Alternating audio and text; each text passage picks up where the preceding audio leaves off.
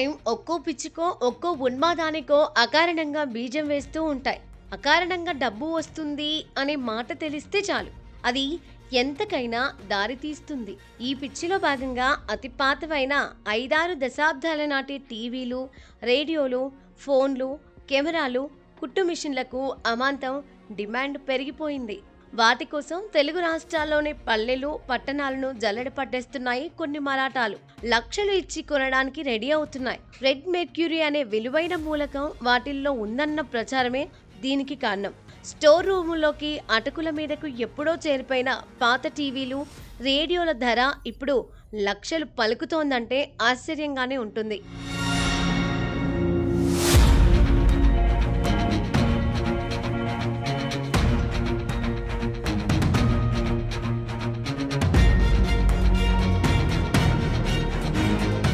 అరవేల నాటి radio, TV, landline ఫోన్లు, కెమెరాలు, కుట్టు మిషన్ల తయారీలో రెడ్ మెర్క్యూరీని ఉపయోగించేవారని, అది ఇప్పుడు అణ్వాయుధాల తయారీకి అది అవసరమవుతోందని తెలుగు రాష్ట్రాల్లో ప్రచారం జరగడంతో రెడ్ మెర్క్యూరీ జనాల్లో హాట్ టాపిక్గా మారింది.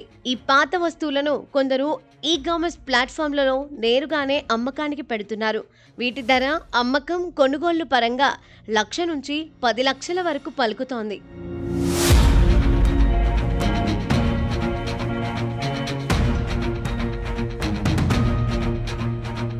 పాత టీవీలు, రేడియోలు ఉంటే మాకు అమ్మండి, 10 లక్షలు ఇస్తామంటూ కొనేవాళ్లు ఈ-కామర్స్ ప్లాట్ఫామ్లలో ఆఫర్స్ పెడుతున్నారు. మరికొందరు పాత వస్తువులను కొనే వ్యాపారులుగా మారి వీటి కోసం వేట సాగిస్తున్నారు. మెర్క్యూరీ అత్యంత అరుదైన, విశిష్టమైన మూలకం. తెలుగులో పాదరసం అని పిలుస్తాం.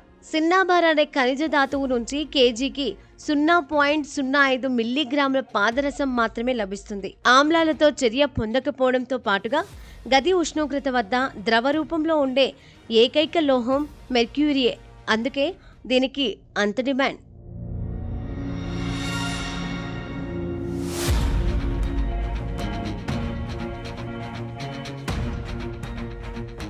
రెడ్ మెర్క్యూరీలో అద్భుత శక్తి ఉందనే వదంతులు కొన్ని దశాబ్దాలుగా ఉన్నాయి. కొందరు రెడ్ మెర్క్యూరీకి రోగాలను నయం చేసే గుణం ఉందని నమ్ముతారు. పాత టీవీలు, రేడియోలు, కుట్టు మిషన్లు, గబ్బిలాల గూళ్లల్లో రెడ్ మెర్క్యూరీ లభిస్తోందంటూ యూట్యూబ్లో అనేక వీడియోలున్నాయి.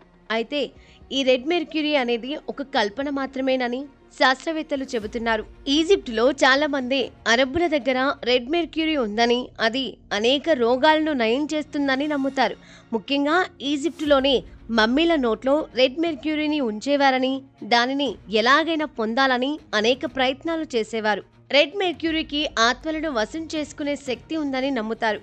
వీటి పేరుతో ఒక ట్రెండ్ సృష్టించి అమాయకులైన ప్రజలను మోసం చేసి దోచుకునేందుకు కొందరు ఈ కొత్త తరహా మోసాలకు పాల్పడుతూ ఉంటారని శాస్త్రవేత్తలు అంటున్నారు.